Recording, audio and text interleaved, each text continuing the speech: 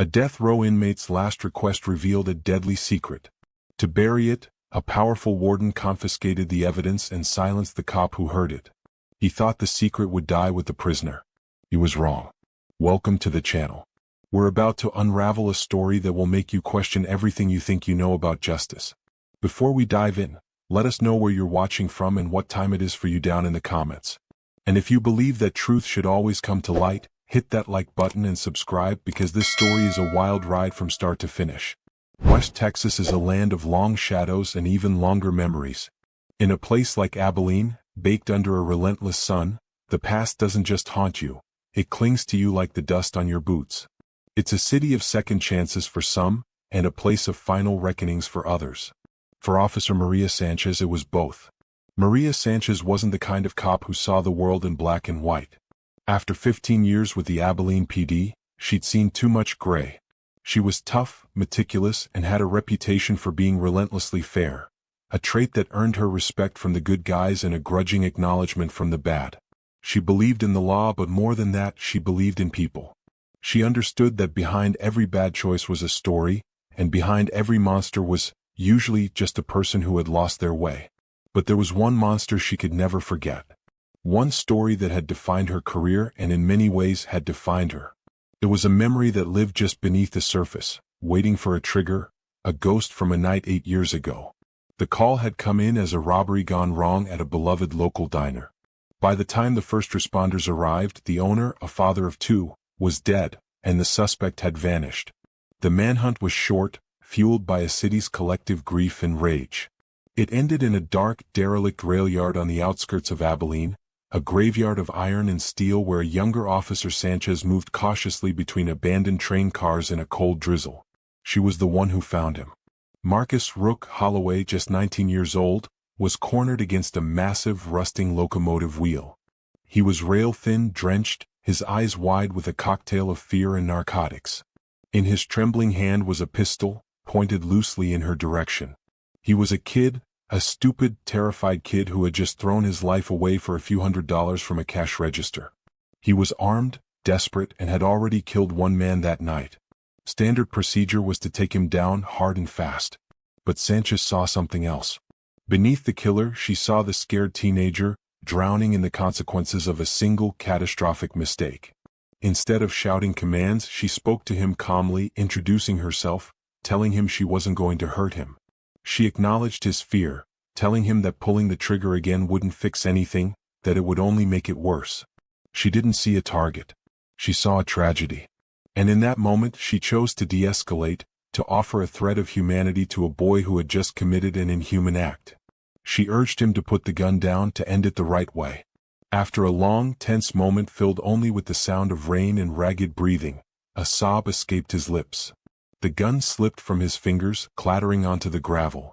He collapsed, a broken heap of profound regret. The arrest wasn't a victory, it was the formal acknowledgement of a life already destroyed. Now, 8 years later, that memory felt like a lifetime away. Marcus Holloway was convicted and sentenced to death. For 8 years, he sat on death row in the Pulaski unit, the most notorious prison in Texas.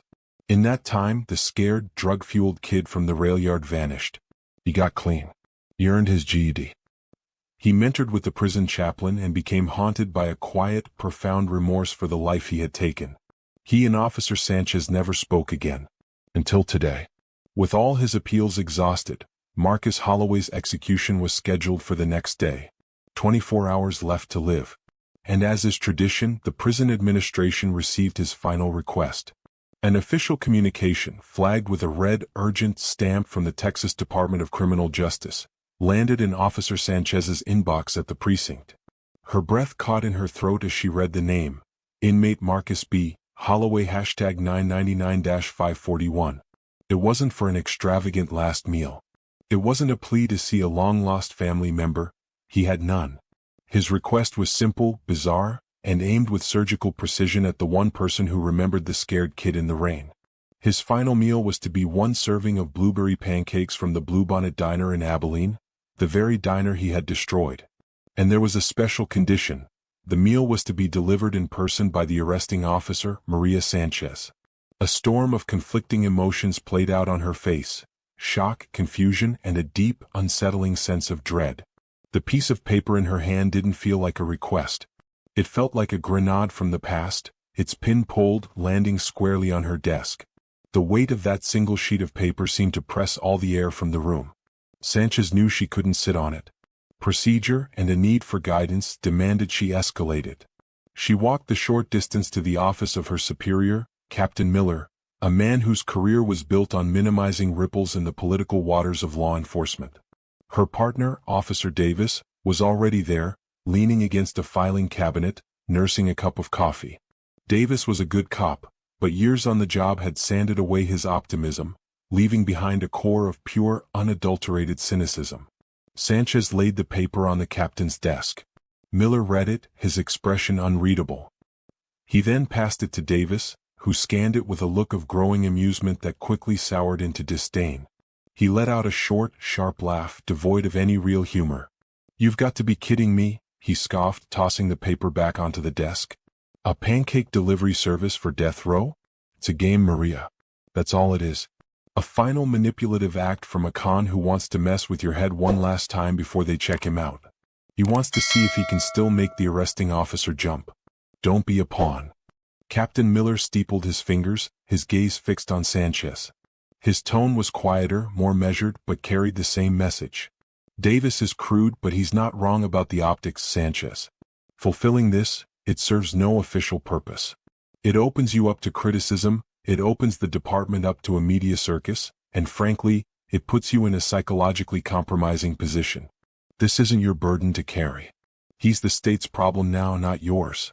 My official advice is to formally decline, citing protocol and personal judgment. We'll back you 100%. The walls of the system were already rising around her. In their world of black and white procedure, this deeply personal, deeply gray request had no place. It was an anomaly, and the system's first instinct is always to crush anomalies. But before Sanchez could even formulate a response, the decision was taken out of her hands entirely. An email pinged on Captain Miller's computer, a forward from the warden's office at the Polunsky unit. The subject line was cold and final. Inmate Holloway 999-541, final request denied. The man behind the denial was Warden Thompson, a rigid bureaucrat who ran his prison with the sterile efficiency of a machine. To him, inmates weren't people.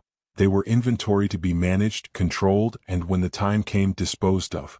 Anything that disrupted the perfect, orderly process of his institution was an intolerable irritant. Holloway's request was a fistful of sand in the gears of his well-oiled machine. His official reasoning was a masterclass in bureaucratic deflection. He cited unprecedented security risks, the inappropriate allocation of state resources, and most damningly the potential for profound and unnecessary emotional distress to the victim's family. He saw rules, not a man's final hours. He saw liability, not a whisper of humanity. To Warden Thompson, Marcus Holloway was just a number, and that number was about to be neatly and quietly erased. This request was a messy, inconvenient complication he had no intention of allowing. The system has its rules, and men like Warden Thompson are happy to hide behind them. If you believe every human being deserves a final shred of dignity, hit the like button right now. Only cold-hearted bureaucrats would scroll past. The warden's denial was swift and absolute, but its impact rippled outward with brutal speed. As a matter of protocol, the victim's family was notified of both the request and its denial. For them, it was like tearing open a wound that had never truly healed. The thought of Holloway eating pancakes from their family's diner was a grotesque insult. Their pain, raw and entirely justified, spilled over. They gave a statement to a local news outlet, their outrage a fresh wave of grief for the community. And just like that, the story caught fire. The media, smelling blood in the water, descended. The narrative was simple, sensational, and savage. A local news headline that evening read, "A killer's sick joke, inmate's final request mocks a city's pain." They painted Holloway as a monster playing a final, cruel game from behind bars. And by association, they painted the subject of his request, Officer Maria Sanchez, as a potential pawn in his twisted fantasy. Her phone began to buzz with calls from reporters she had no intention of answering. The wall of denial was no longer just inside the precinct or the prison. It was everywhere. It was in the cold fury of the victim's family, in the judgmental headlines on the news, and in the distrustful eyes of her own colleagues. Sanchez was isolated, left standing in the center of a storm, holding a dead man's last wish that the entire world was telling her to burn. Sleep offered no escape that night. Sanchez's mind kept replaying that rainy night in the rail yard, juxtaposing the image of the terrified, sobbing boy with the media's caricature of a cold, manipulative monster. The two pictures didn't fit. The official narrative, the one her captain, her partner, and the warden were all pushing, felt too simple, too clean. It ignored the gray she had built her career on seeing. Her gut, the instinct that had kept her alive for 15 years, was screaming that they were all wrong. The world was telling her to let it go, to file the request away and move on. But her conscience, that stubborn, unwavering belief in the messy truth of people, refused to be silent. The next morning she made a decision. If the system wouldn't give her answers, she would find them herself. Against direct advice and protocol, she began her own off-the-books investigation. She drove to the county archives, a place that smelled of aging paper and forgotten stories. Using her credentials, she pulled the complete, unabridged file on Marcus Holloway's 8 years inside the Texas Department of Criminal Justice. What she found wasn't the history of a monster. It was the chronicle of a ghost. For 8 years, Marcus Holloway had been a model inmate. Not a single infraction. No fights, no contraband, no insubordination. He had completed his GED with high marks, worked diligently in the prison library, and filled dozens of notebooks with quiet, reflective writing. It was the file of a man trying to disappear, not the file of a man trying to make a final, cruel statement. She was reviewing the file back at her desk when her partner, Davis, walked over, a fresh coffee in his hand and a smug look on his face. He glanced at the stacks of paper. "Still chasing that ghost, Maria? I told you let it go." The warden shut it down. "It's over." Sanchez looked up, her eyes tired but firm. "His file is clean, Dave. 8 years, not a single mark against him. Doesn't that seem strange for a guy who's supposed to be playing manipulative head games?" Davis just shook his head, a cynical smirk playing on his lips. "That just means he's smart. He played the part. Listen, some people are just born bad. They do bad things and they die. Monsters don't change their stripes, Maria. You're being naive, letting a killer rent space in your head for free.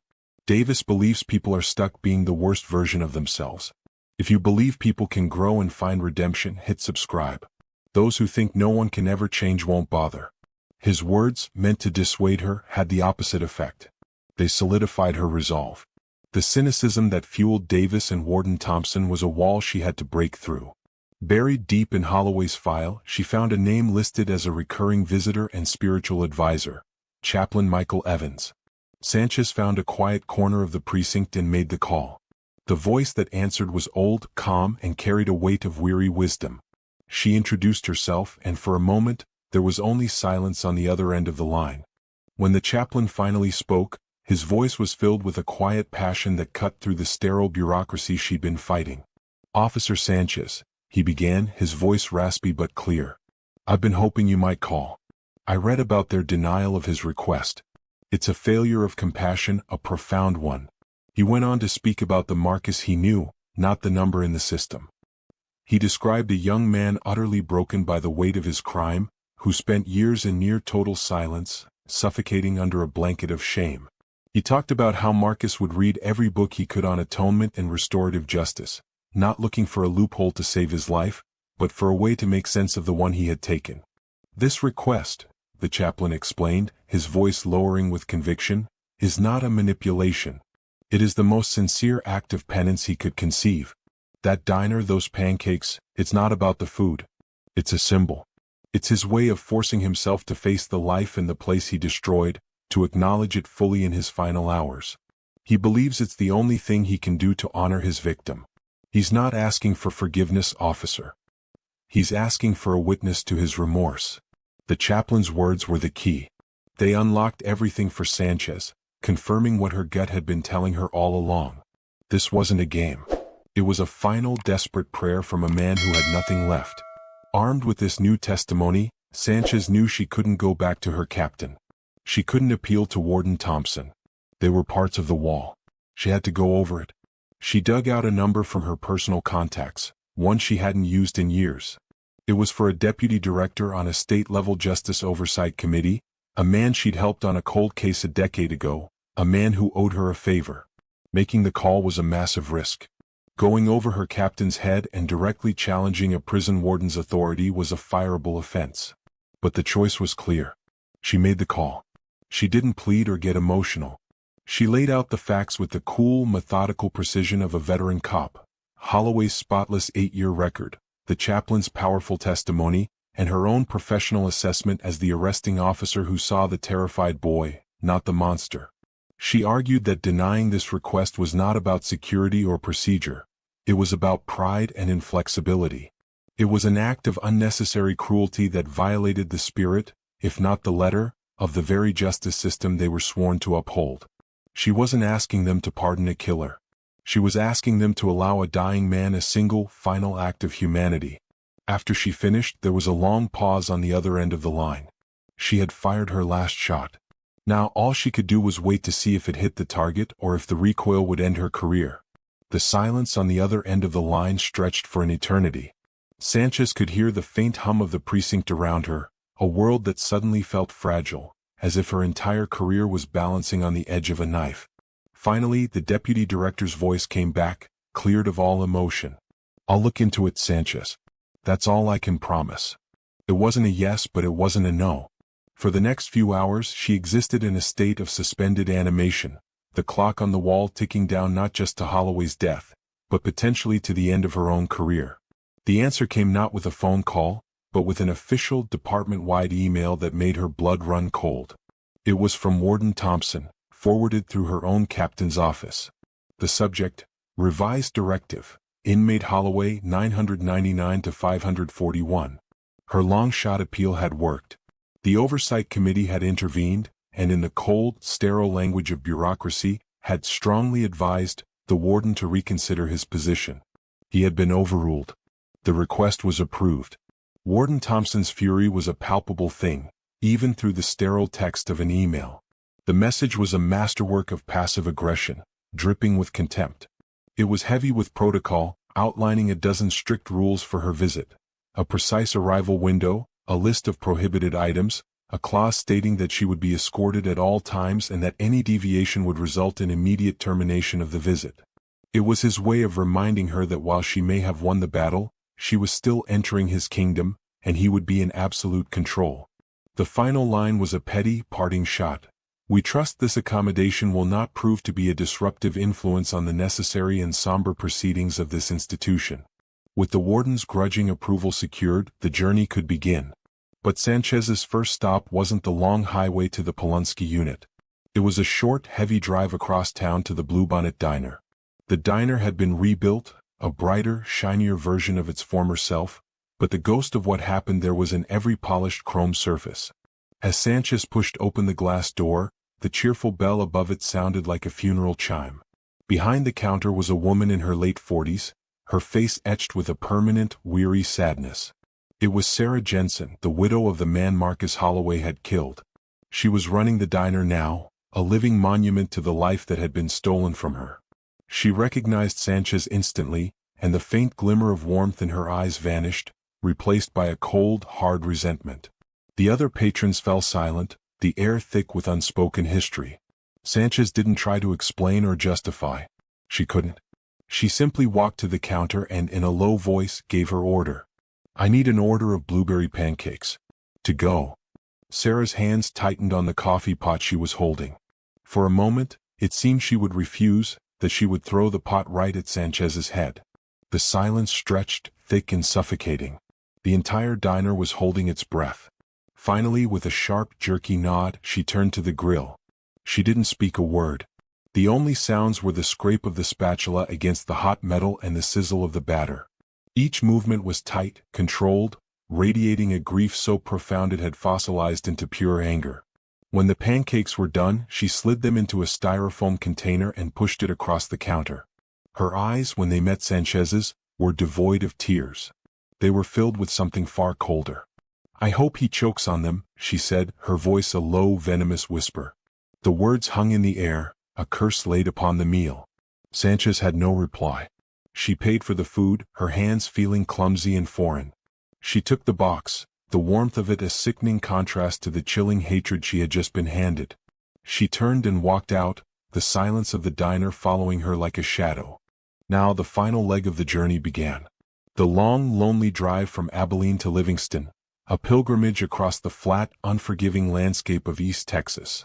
She placed the styrofoam box on the passenger seat, a strange and sacred object radiating a faint warmth. As the miles of highway unspooled before her, the drive became a meditation. She wasn't just transporting a meal, she was carrying the weight of a life taken, a family shattered, and a final desperate attempt at an atonement that seemed impossibly small in the face of so much pain. The pancakes on the seat next to her weren't just food. They were a symbol of a crime, a vessel for a widow's curse, and the last hope of a dying man. The sun beat down on the asphalt, the road shimmering in the distance, leading her closer and closer to the heart of the storm she had chosen to walk into. The Polunsky unit does not rise from the East Texas landscape so much as it scars it. A sprawling complex of gray concrete and gleaming razor wire, it's a place designed to crush the human spirit, to erase hope with overwhelming brutalist architecture. As Sanchez pulled up to the main gate, the sheer scale of the place was suffocating. This was the end of the line, a factory of finality. The air itself felt different here, heavy and still. After a rigorous check-in, she was met not by a standard guard, but by Warden Thompson himself. He was a man who seemed physically compressed by his own authority, short, stout, with a face that looked like it had been chiseled from granite and left out in the rain. His eyes were small, dark chips of obsidian, and they sized her up with undisguised contempt. He was holding a clipboard, his personal shield of bureaucracy. "Officer Sanchez," he began, his voice flat and cold, devoid of any preamble. "Let's be clear. You are here against my better judgment and as a guest of this institution. You will adhere to my rules. Your visit with inmate Holloway will last no longer than 15 minutes, from the moment he enters the room to the moment he leaves. There will be no physical contact of any kind. You will be monitored visually and audibly every second. Any deviation from these protocols, any attempt to pass unauthorized items, any word that I deem a threat to the security of this facility, and this visit is terminated. The inmate will be returned to his cell, and you will be escorted from the premises. Do I make myself perfectly clear?" Sanchez simply nodded, refusing to give him the satisfaction of a verbal fight. She held the styrofoam container, now cold, in her hands. Thompson gave it a disdainful look, then gestured for a guard to inspect it. The guard opened the box, poked at the pancakes with a plastic fork as if searching for a hidden weapon, then sealed it again with a piece of evidence tape. The act was a petty display of power, one final, institutional humiliation. The walk to the visitation area was a journey into the belly of the beast. Down long, sterile corridors painted a sickly shade of off-white, through a series of heavy electronically controlled steel doors that slammed shut behind them with a deafening, metallic clang. Each slam was a note in a symphony of despair, a sound that echoed the closing of 1,000 last chances. The air grew colder, the silence more profound, broken only by the squeak of their shoes and the distant, unseen hum of the prison's machinery. They were in the deepest part of the facility now, the place reserved for the men the state had condemned. Death row. The meeting room was not a room at all, it was a cage.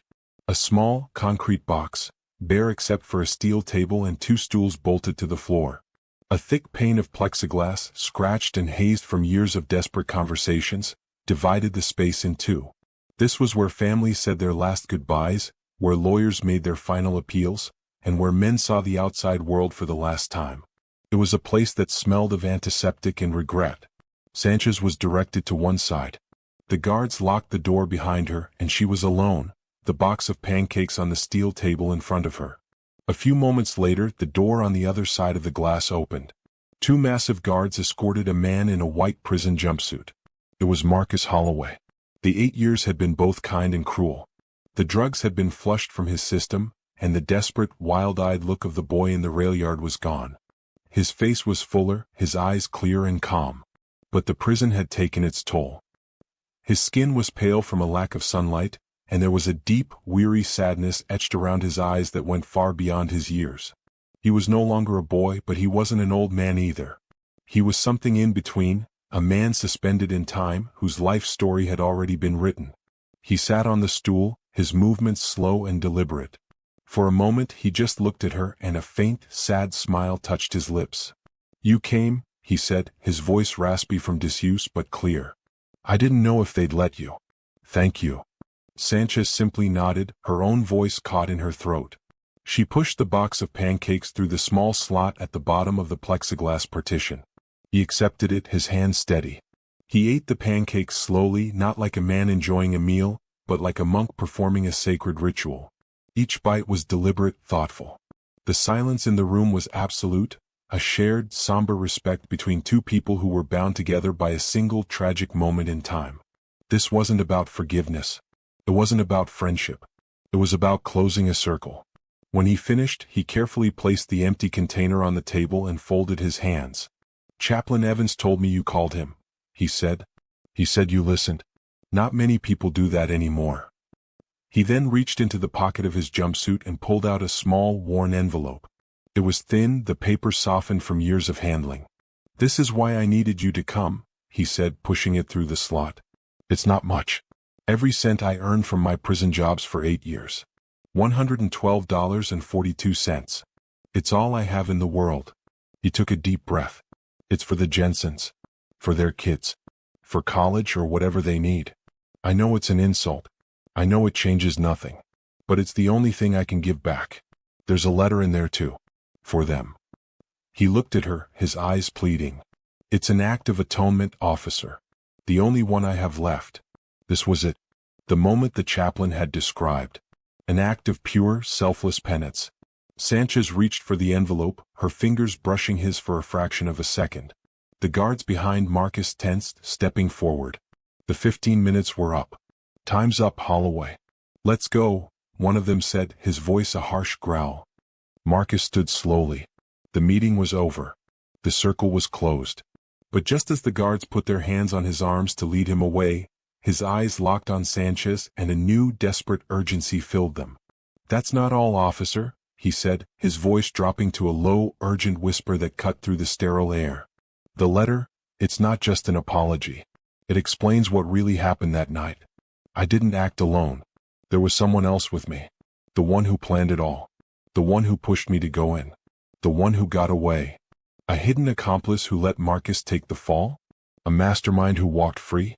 Comment, uncover the truth, below if you can't stand seeing the guilty escape justice." Marcus's last words detonated in the sterile silence of the room.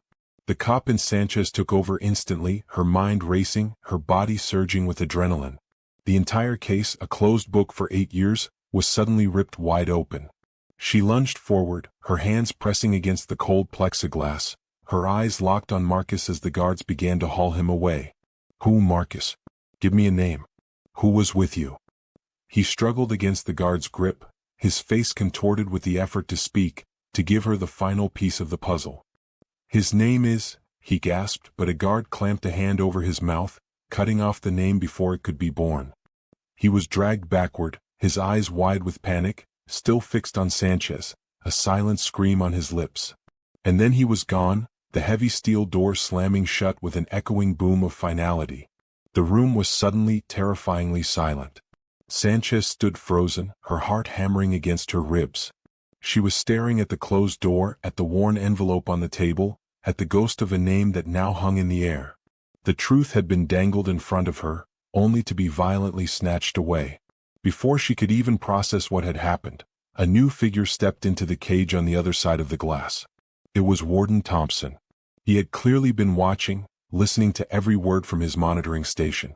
There was no surprise on his face, only a cold, reptilian fury. His eyes weren't on Sanchez, they were on the envelope. He moved with a predatory calm, unlocked the partition door, and stepped into her side of the room. The violation of the space was a clear power move. He was no longer behind the glass. He was in her face.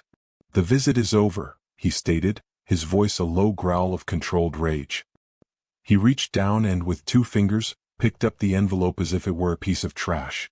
He didn't look at it. He just held it. Sanchez found her voice, a mix of disbelief and professional outrage. "Warden, that's evidence. Holloway just confessed to having an accomplice in a capital murder case. That letter could contain the name of a killer. You have to." "I don't have to do anything, officer," Thompson cut her off, his voice dripping with condescension. He took a step closer, his small frame radiating an immense and threatening authority. "What I have is an inmate attempting a last-minute fabricated story to disrupt his own execution. A desperate, transparent ploy. And I have you, an outside officer, agitating him in my facility. As of this moment, this envelope and its contents are part of an official internal prison investigation into inmate Holloway's conduct." His lips curled into a semblance of a smile, but it didn't reach his dead eyes. "Therefore, its contents are confidential.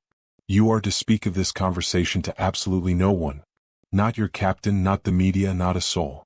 It falls under the internal security protocols of this institution. You will be in violation of state law if you discuss it. You are dismissed, officer." The wall of denial she had fought so hard to climb had just been rebuilt around her, 10 times higher and made of solid steel. He was burying it. He was burying the truth to avoid the scandal, the paperwork, the sheer inconvenience of a death row inmate's confession hours before his execution. He was choosing order over justice. "You can't do this," Sanchez whispered, the words feeling useless against the warden's absolute power. "I already have," he said, turning his back on her. He gestured to the guards who had been waiting silently by the door. "Escort Officer Sanchez from the premises." Now. She was powerless. The guards moved in, their presence a silent, overwhelming force. They didn't touch her, but their proximity was a command. She was being removed, ejected from the system she had dedicated her life to. She gave one last look at the envelope in Thompson's hand, the last will and testament of a dead man, the last hope for a hidden truth, before turning and walking out of the cage. The walk back down the long, sterile corridors was a walk of shame. The slamming of the steel doors behind her no longer sounded like final chances closing. They sounded like her own failure, echoing over and over. She was escorted through the final checkpoint, her visitor's badge clipped from her shirt, her connection to the case officially severed. And then she was outside, standing in the vast, empty parking lot. The harsh glare of the prison security lights beat down on her as the final, massive gate slid shut behind her with a groaning, metallic screech. It locked with a heavy, booming thud that seemed to shake the very ground she stood on. She was alone. Stripped of the evidence, silenced by a direct, legally binding order, and completely, utterly powerless. She looked back at the monolithic fortress of concrete and steel, a tomb that was about to claim not just Marcus Holloway but a secret. She now knew with absolute certainty that a killer was walking free, and the only person in the world who could identify him was going to be strapped to a gurney and executed in a matter of hours. The clock was ticking and she was locked on the wrong side of the wall. Warden Thompson wants to bury this secret to avoid a scandal. If you're tired of people in power hiding the truth to protect themselves, smash that like button. Let's show the algorithm we won't be silenced. Panic is a cold, sharp thing. For a moment, it paralyzed Sanchez right where she stood in that desolate parking lot. The finality of the locked gate, the weight of Thompson's threat, the image of Marcus being dragged away, it all converged into a single crushing wave of helplessness. Her mind was a chaotic storm of fury and fear. Thompson had her trapped. He had the evidence and he had the law on his side to silence her. Any official report she filed would be dismissed as the word of a disgruntled officer against that of a prison warden, easily spun as her being manipulated by a con. She had nothing. No proof, no witnesses, no name. But then, through the panic, the cop in her began to fight back. Her training, her instincts, her 15 years of navigating impossible situations kicked in. Thompson had taken the envelope, but he hadn't taken her memory. She scrambled for her phone, her fingers fumbling with the screen. There was only one person she could call, one person who, despite his cynicism, understood the rules of the game and knew the system as well as she did. She dialed her partner, Dave Davis. He answered on the third ring, his voice laced with its usual weary sarcasm. "Let me guess," he said, "the killer confessed he was innocent all along and you're his new best friend?" The words were meant to sting, but Sanchez didn't have time for it. "Dave, shut up and listen to me," she said, her voice low and frantic, pacing back and forth under the humming security lights. "It's not a game. It was never a game. Marcus had an accomplice. He tried to give me the name." She recounted the entire scene in a torrent of words. The meeting, the envelope, Marcus's desperate confession, the guards dragging him away, and Warden Thompson's immediate, brutal shutdown. She told him how Thompson had confiscated the letter, declared it part of a confidential internal investigation, and threatened her with legal action if she spoke a word of it. There was a long pause on the other end of the line. She could almost hear Davis processing, the gears of his skeptical mind grinding against the sheer insanity of her story. Whoa, slow down, Maria," he finally said, his tone shifting from mockery to cautious concern. "Thompson confiscated the letter? And gave you a direct order to stay silent? That's not standard procedure. That's a cover-up. That's what I'm telling you, Dave. He's burying it. A man is about to be executed, and Thompson is burying evidence that could point to another killer, just to avoid a headache." The cynicism was still there in Davis's voice, but it was now tinged with something else, professional curiosity. A good cop can smell a lie, and the warden's actions reeked of deception. "Okay, Maria. Let's play this out. Let's say I believe you, and that's a big say. What good does it do? Thompson has the letter. You have nothing. It's your word against a prison warden's." He paused, a thought clicking into place. "What name did you see in the letter before Thompson took it?" The question hung in the air. Sanchez closed her eyes, forcing her mind back to that split second in the cage. The moment her fingers had brushed the envelope. Warden Thompson stepping in. His shadow falling over the table. She had only gotten a glimpse, a fleeting, partial image of the handwriting inside as he picked it up. "I didn't see it in the letter," she admitted, her frustration boiling over. "I saw it on the envelope itself, tucked into the flap like a note to me. Just one word. A name." "A name?" Davis repeated. "A full name?" "No, just a first name. Caleb. The name felt small and insignificant against the monolithic power of the prison, but it was all she had. It was the only crack in the wall Thompson had built. "I'm heading back to Abilene now," she said, her voice hardening with a new resolve. "I'm going to the archives. The original case file. Meet me there." "Maria, it's the middle of the night," Davis protested, but there was a lack of conviction in his voice. The hunt was on. The sheer audacity of the warden's actions had hooked him. This was no longer about a con playing games. This was about a powerful man breaking the rules. And if there was one thing Dave Davis hated more than a manipulative con, it was a crooked man with a badge. "Fine," he sighed. "I'll meet you there. But if we get caught, you're the one explaining this to Miller." The drive back to Abilene was a frantic race against an invisible clock. Every mile that passed was a minute lost for Marcus Holloway.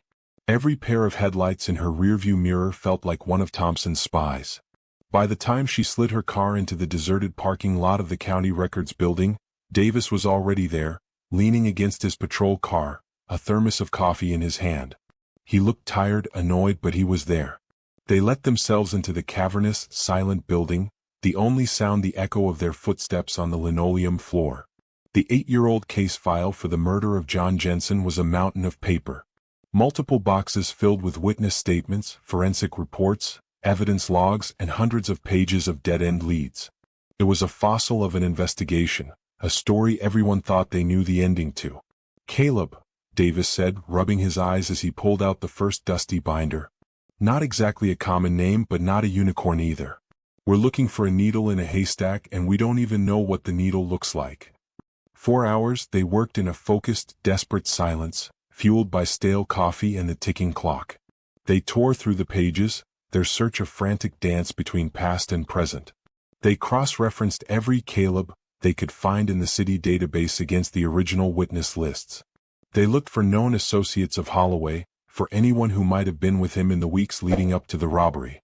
The hours bled together. 2 a.m. became 3 a.m., then 4 a.m. With each passing hour, hope began to fade, replaced by the grim reality that they were chasing a ghost. Sanchez was deep into a box of miscellaneous field interviews when she found it. It was a single crumpled sheet of paper, a supplemental report filed by one of the original detectives. The interview was with a homeless man, a transient who had been sleeping in an alley a block away from the diner on the night of the murder. His original statement had been rambling and mostly incoherent. He claimed he saw 2 young men arguing near the diner an hour before the robbery, not just one. He said one was skinny and scared, clearly Marcus, but the other one was angry, cocky, and kept telling the skinny one to man up.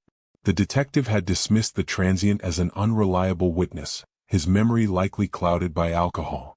But at the bottom of the report, the detective had made a final, almost throwaway note. Witness kept repeating a name.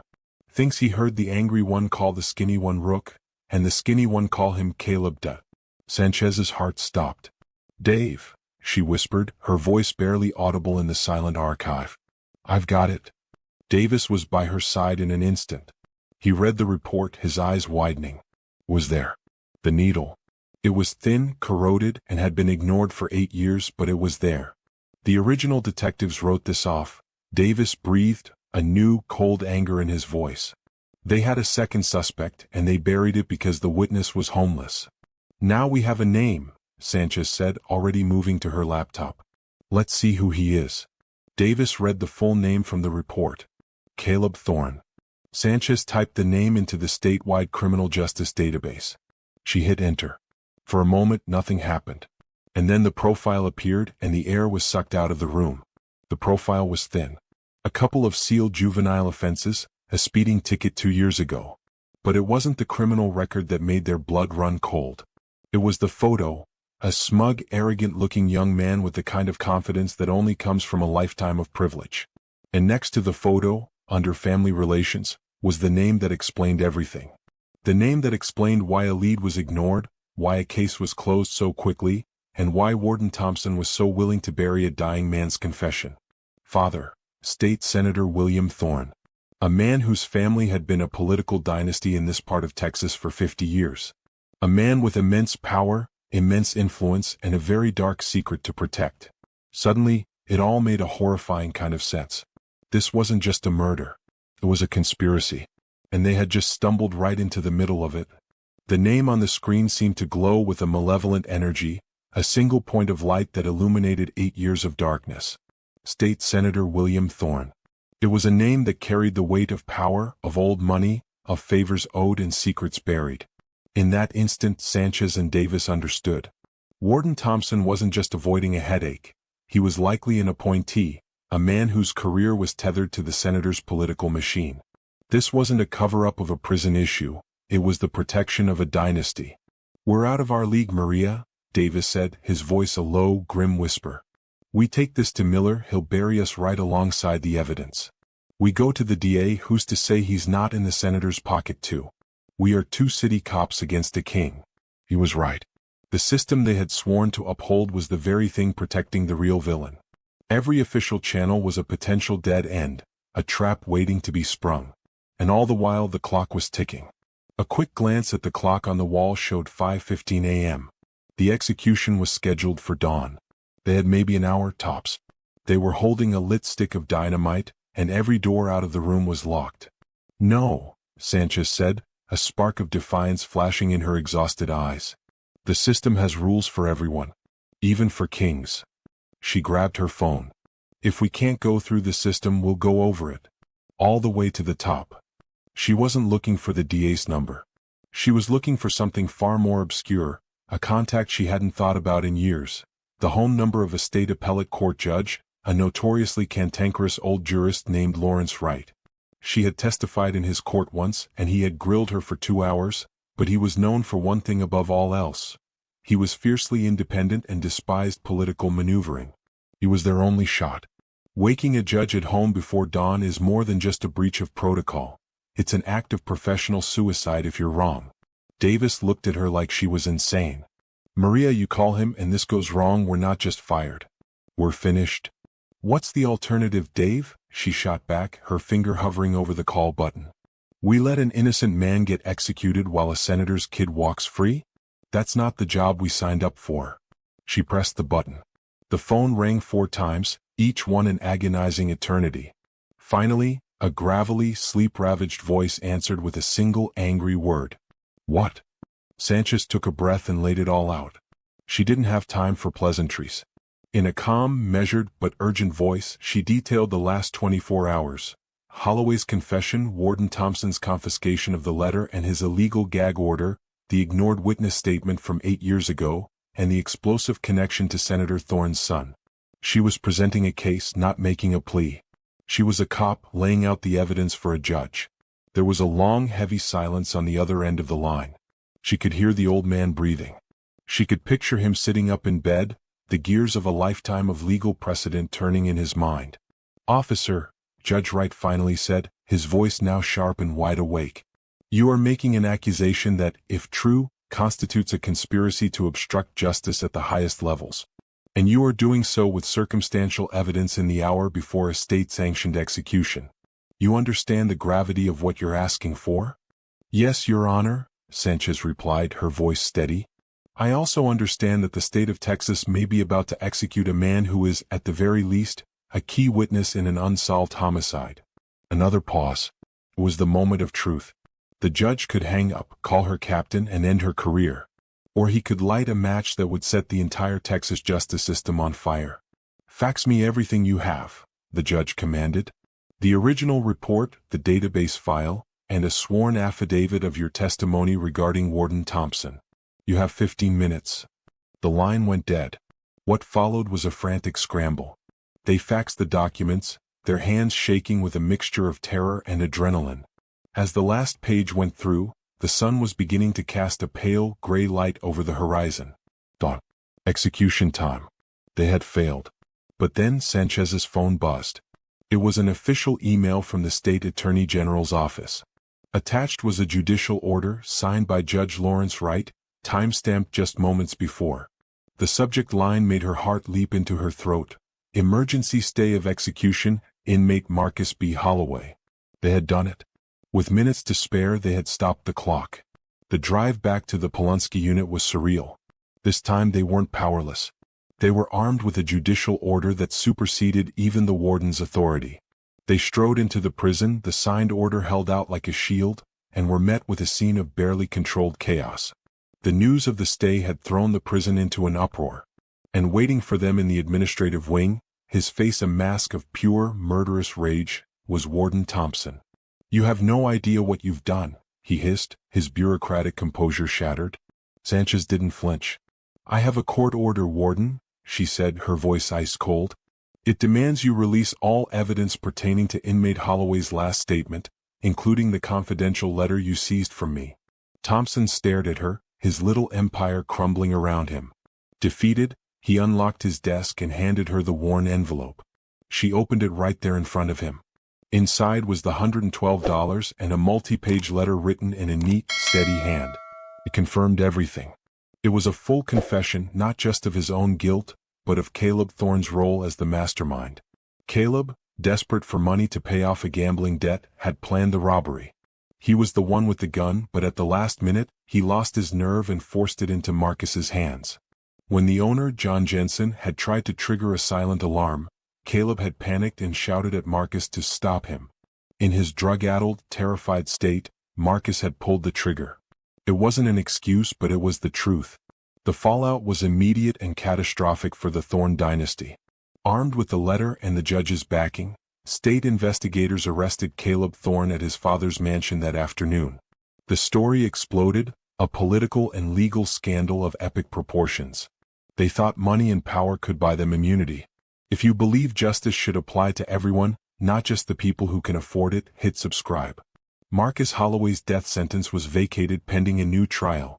He wasn't innocent, and he would likely spend the rest of his life in prison for his role in John Jensen's death. But his final act, born of a desire for atonement, had brought a far greater evil to light. A week later, Sanchez met with him one last time. Not in a cage, but in a quiet interview room. The weight of imminent death was gone from his eyes, replaced by a profound, somber peace. He wasn't a condemned man anymore. He was the witness who had finally, against all odds, told the truth. The story's final chapter took place back at the Bluebonnet Diner. Sanchez walked in not for pancakes, but for a conversation. She sat down with Sarah Jensen and, for the first time, told her the whole story. She gave her the envelope with the $112. And then she read her parts of Marcus's letter. There were no easy apologies, just a raw, honest account of his own weakness and another man's evil. For Sarah there was no forgiveness. The wound was too deep. But for the first time in 8 years, the senseless violence had a context. The why was finally answered. And in that answer there was a glimmer of something that looked like closure. Weeks later, standing at her office window, Sanchez looked out over the Abilene skyline. The city looked the same, but she was different. She had taken on the system, fought her own cynicism, and dragged a dark truth into the light because a dying man had asked her to. Justice, she now understood, wasn't a clean, straight line. It was a crooked, messy path, and sometimes the only way to walk it was to be willing to go it alone. She fought the system and her own cynicism to deliver a truth no one wanted to hear. If you stand with Officer Sanchez, comment, "I stand for truth," below. Let's show the world we won't back down from doing what's right.